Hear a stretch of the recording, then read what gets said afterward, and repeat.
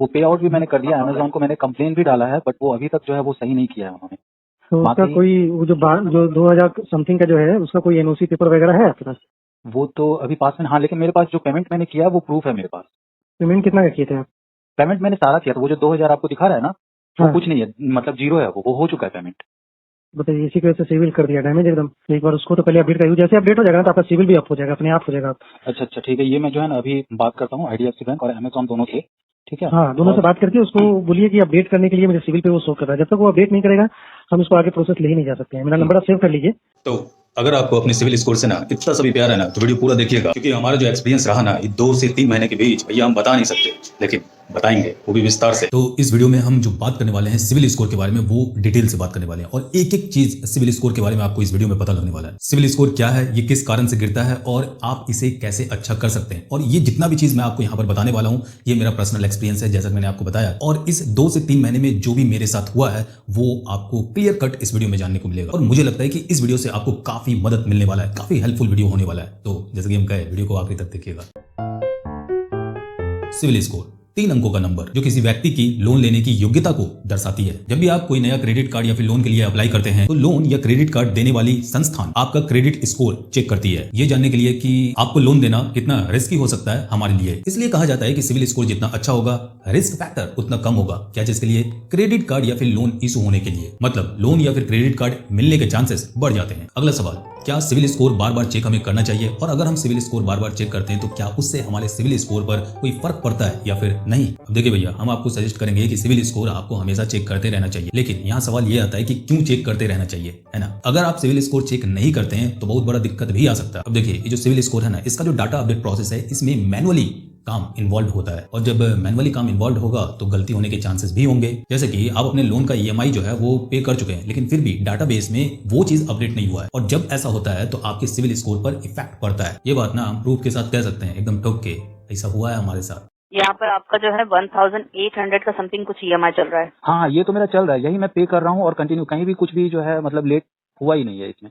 तो इसके लिए आपको जो है फ्लिपकार्ट टीम से बात करनी पड़ेगी सर, वही आपको इसके बारे में एक्सप्लेन कर सकते हैं। एक तो ये रीजन हो गया। दूसरा रीजन ये हो सकता है कि बैंक से गलती हो गया हो डाटा अपडेट प्रोसेस में, या फिर जिस इंस्टीट्यूशन से आपको लोन प्रोवाइड किया गया है वो इंस्टीट्यूशन जो है आपका रिपोर्ट फॉरवर्ड ही नहीं किया हो बैंक को। बात करें यहाँ पर तीसरे रीजन की, तो भैया ऐसा भी होता है कि दूसरे का लोन जो है वो आपके पैन कार्ड पर चढ़ जाता है। वही मुझे समझ में नहीं आ रहा है कि मतलब उन्होंने सिर्फ 20,000 पे लेटर पे पास किया था, तो ये एक्स्ट्रा 20,000 ये क्या दिखा रहा है? ये तो ऐसा कोई लोन तो मैंने लिया ही नहीं है, कोई EMI वगैरह ऐसा कुछ तो चल ही नहीं रहा है ये फिर।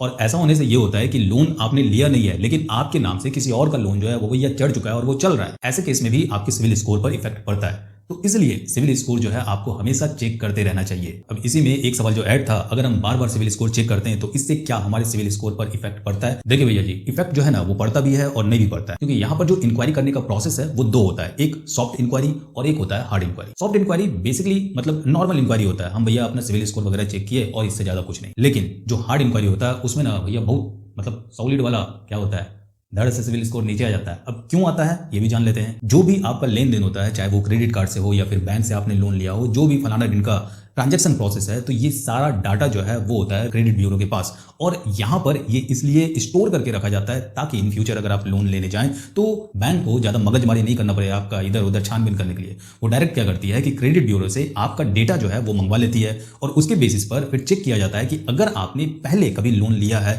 तो क्या उस लोन का EMI आपने टाइमली पे किया है या फिर नहीं किया है। अगर आप टाइमली EMI पे नहीं करते हैं तो आप लोन डिफॉल्टर कहलाएंगे। अब यहाँ पर जब लोन डिफॉल्टर में आप आ जाते हैं तो इसका मतलब आपका रिश्ता बैंक के साथ जो है वो अच्छा नहीं रहा, यानी आप पैसा ले लिए या आपको पैसा चुकाने के लिए पैसा ही नहीं है, तो ऐसे में हम क्यों आपको दें लोन, कर्जा क्यों दें? तो बैंक ये सोचता है, और ये चीज चेक करने के लिए ही आपका क्या करता है, हार्ड इंक्वायरी होता है। और हार्ड इंक्वायरी कैसे होता है वो जो हम आपको बताएं, और जब भी ऐसा होता है तो फिर वो आपके सिविल स्कोर पर इफेक्ट डालता है। हाँ, हम समझ रहे हैं, आपके मन में ये सवाल आ रहा होगा कि भैया चलिए मान लेते हैं कि हार्ड इंक्वायरी हुआ तो इससे हमारे सिविल स्कोर पर इफेक्ट आया, लेकिन कितना आता है, कितने पॉइंट मतलब कितने नंबर डाउन होते हैं? तो देखा जाए जो भी मेरा रिसर्च है इस टॉपिक पर, उसके अकॉर्डिंग 5 से 10 पॉइंट जो है वो डिफरेंस आता है, और जब जब आपका हार्ड इंक्वायरी होगा तब तब आपका सिविल स्कोर डाउन होगा। तो अगर आप सॉफ्ट इंक्वायरी कर रहे हैं तो कोई प्रॉब्लम नहीं है, वो आप करते रहिए क्योंकि ये आपकी रिस्पॉन्सिबिलिटी है। तो अब यहाँ पर हम आते हैं क्रेडिट कार्ड के ऊपर। देखिए क्या है ना, जब आप क्रेडिट कार्ड के लिए अप्लाई करते हैं, कोई भी क्रेडिट कार्ड के लिए, तो यहाँ पर जो इंक्वायरी होता है वो आपका हार्ड इंक्वायरी होता है। एक टाइम ऐसा आता है कि फिर जब आप क्रेडिट कार्ड के लिए अप्लाई करते हैं तो आपका सिविल स्कोर अच्छा नहीं होने के कारण वो क्रेडिट कार्ड आपको इशू नहीं नहीं हो पाता है। तो यहाँ पर एक चीज दिमाग में बैठा लीजिए कि अगर आपका सिविल स्कोर ऑलरेडी नीचे गिरा हुआ है तो आप क्रेडिट कार्ड के लिए या फिर कोई भी चीज के लिए अप्लाई कर रहे हैं, जैसे लोन के लिए या फिर क्रेडिट कार्ड के लिए, तो इस केस में क्या है कि आपका सिविल स्कोर और नीचे ही गिर जाएगा। सिर्फ इतना ही नहीं, अगर आपने क्रेडिट कार्ड लिया और उस क्रेडिट कार्ड की लिमिट मान लेते हैं कि 1 लाख रुपए है, ओके, और आप जो है उस 1 लाख में से हमेशा महीने में जो है 80,000, कभी 50,000, कभी 60,000, कभी 90,000, इस तरह से हर मंथ का आपका खर्चा है और वो आप करते हैं क्रेडिट कार्ड का यूज करके, ऐसे केस में भी आपका सिविल स्कोर जो है वो धड़ से नीचे गिरेगा। क्योंकि according to credit card terms and condition ये कहा गया है कि जो आपको लिमिट मिलता है, मान लेते हैं कि 1 लाख लिमिट मिला है आपको क्रेडिट कार्ड पर, तो उसका आप 20 से लेकर 25% मैक्सिमम जो है वो 30% तक ही यूटिलाइज कीजिए। अगर आप टर्म्स एंड कंडीशन को फॉलो करके क्रेडिट कार्ड यूज करते हैं तो इस केस में क्या है कि आपका सिविल स्कोर जो है वो अच्छा होता है। और सिविल स्कोर जब अच्छा होगा तो जो आपको लिमिट मिला हुआ रहता है, मान लेते हैं कि आपको 1 लाख का लिमिट मिला है, फिर आपको मैसेज आएगा कि भैया आपका लिमिट जो है ना वो हम बढ़ा रहे हैं। तो जब भी ऐसा हो, लिमिट बढ़ाने वाला सिचुएशन आ जाए, तो उस केस में जो है आप लिमिट बढ़ा लीजिए। बहुत लोगों का ये सवाल होता है कि भैया अगर लिमिट हम बढ़ा देते हैं तो इससे क्या हमारे सिविल स्कोर पर कोई इफेक्ट पड़ेगा क्या, मतलब नीचे ऊंचे गिर जाएगा क्या?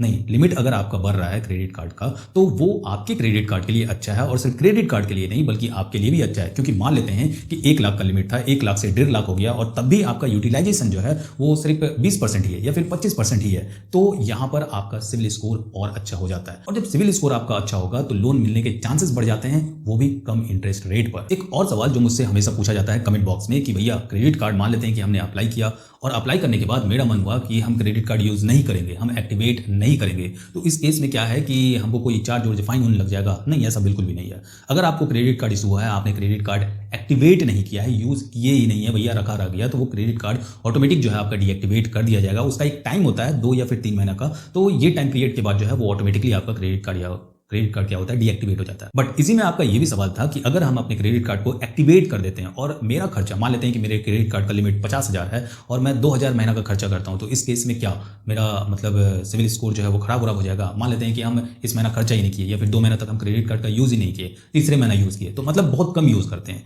तो यहाँ पर अगर आप ऐसा करते हैं तो इससे आपका सिविल स्कोर खराब नहीं होने वाला, बल्कि इससे आपका सिविल स्कोर अच्छा ही होगा। अब देखिए, अभी तक हम जितना भी आपको बात बताए ना, इसमें से लगभग बात जो है आपको हर कोई बताएगा, लेकिन अब जो हम आपको बताने वाले हैं ना उसको ध्यान से देखिए और सुनिएगा, समझे ना, समझदार हैं आप लोग। कुछ दिन पहले हम अपने चैनल पर एक पोल डाले थे और आप में से काफी लोगों ने वोट भी किया कि आप पे लेटर का यूज करते हैं, और अगर करते हैं तो कौन सी सर्विसेज का यूज करते हैं। जैसे आपका फ्लिपकार्ट पे लेटर आता है, अमेजॉन पे लेटर आता है, फ्री चार्ज पे लेटर आता है, तो इस तरह से कई सारे पे लेटर का ऑप्शन अभी आपको अवेलेबल करा दिया जाता है। कहने का मतलब ये है कि अगर आपको एक फ़ोन लेना है 20,000 रुपया का, आपके पास पैसा नहीं है, तो अगर आप अपना पे लेटर एक्टिवेट करते हैं अमेजॉन पे या फिर जाके फ्लिपकार्ट पर, तो उस केस में क्या है कि ये आपको कुछ पैसा जो है वो उधार देते हैं और फिर ये आपको कहते हैं कि आप जैसे क्रेडिट कार्ड में मंथली बेसिस पर EMI पे करते हैं ना, तो वैसे आप यहाँ पर भी कर सकते हैं। समझ लीजिए कि ये आपको लोन देते हैं जिसका पैसा आप मंथली बेसिस पर जो है वो दे सकते हैं EMI के थ्रू। तो आपको लगता है कि भैया बेजोड़ चीज़ है, चलो ले लेते हैं, और ये चीज़ मैंने भी किया था क्योंकि मुझे करना था टेस्ट, और यहाँ पे प्रॉब्लम होता है और बहुत ज़्यादा, और ये चीज़ आपके सिविल स्कोर पर बहुत ज़्यादा इफेक्ट करता है। और ये मेरा पर्सनल एक्सपीरियंस है। क्या होता है ना कि ये एक इंस्टीट्यूशन है जो आपको ये चीज़ प्रोवाइड कर रही है, लेकिन यहाँ पर जिस बैंक से ये कनेक्ट होता है तो वो बैंक और इन दोनों के बीच में आप पिस जाते हो। वो मैं आपको बता रहा हूँ कैसे। यहाँ पर मेरे साथ क्या हुआ था कि मैं जो पैसा है वो पे कर दिया था मंथली बेसिस पर जो चल रहा था, बट वो रिपोर्ट आगे ट्रांसफर ही नहीं किया गया था। मैं तो यहाँ पर देख रहा हूँ कि पैसा पे करते जा रहा है, फ्लिपकार्ट पर दिखा रहा है कि भैया सब एकदम अप टू डेट है, एकदम ओके एकदम मस्त दिखा रहा है। EMI प्रोसेस था वो मेरा चल रहा है, पेमेंट कहीं भी मेरा जो है वो रुका नहीं है, लेकिन उसके बाद भी यहाँ पर मेरा 2 अकाउंट दिखा रहा है कि आपका 20,000 का एक ये भी अकाउंट चल रहा है फ्लिपकार्ट पे लेटर में, और एक दूसरा अकाउंट दिखा रहा है कि आपका ये भी चल रहा है, जबकि मुझे तो 20,000 ही पास हुआ है। बैंक से भी बात की तो उन्होंने कहा कि ये मिस्टेक जो है फ्लिपकार्ट की तरफ से, आप उनको बोलिए। दूसरा अकाउंट शो हो रहा है आपको, और जो EMI शो कर रहा है उसमें दिखा रहा है कि ड्यू अमाउंट जो है वो आपका जो है 2078 है, जिसके कारण मेरा सिविल स्कोर पे काफी ज्यादा इफेक्ट पड़ रहा है। इसी में परेशानी के लिए माफी चाहूंगी सर। यहाँ पर जैसा कि मैं डिटेल्स चेक कर पा रही हूँ, कोई ड्यू अमाउंट आपका शो नहीं हो रहा है। लेकिन जब मैं सिविल स्कोर अपना चेक किया तो वहां पर मैं देखा, अरे यार ये क्या, मतलब मैं पैसा पे करते जा रहा हूँ, यहाँ पर दिखा रहा है कि मैं 3 महीने से पैसा ही पे नहीं किया हूँ, ऐसे कैसे। उसके बाद फिर हम कांटेक्ट किए किससे, बैंक से, तो फिर उन्होंने कहा कि अगर आपने पे कर दिया है तो फ्लिपकार्ट वालों ने हमें रिपोर्ट नहीं दिया है। फिर मैं फ्लिपकार्ट वाले को कॉल किया तो फ्लिपकार्ट बोल रहे हैं कि आपका तो यहाँ पर ओके है, कहीं भी कोई पेंडिंग आपका नहीं है, आपका पूरा एकदम प्रोसेस जो है एकदम नीट एंड क्लीन है, भैया हम तो यहाँ से रिपोर्ट ये कर दिए, आप एक बार IDFC फर्स्ट बैंक से जो है उससे बात कर लीजिए। उनको बोल रहे हैं तो वो अलग बोल रहे हैं, ये बोल रहे हैं तो अलग बोल रहे हैं, और ये चक्कर में मेरा 3 महीना निकला, 3 महीना से भी ज्यादा हो गया होगा, क्योंकि यहाँ पर Amazon भी जो है वो भी इन्वॉल्व हो चुका था। अगर आप पे लेटर ले रहे हैं तो मैं आपको सजेस्ट नहीं करने वाला। बाकी ये चीज पे लेटर मतलब Amazon पे लेटर, फ्लिपकार्ट पे लेटर, तो इसके ऊपर मैं पर्टिकुलर वीडियो लाऊंगा। माजरा क्या हुआ था और क्या हुआ नहीं हुआ ये डिटेल से हम बात करेंगे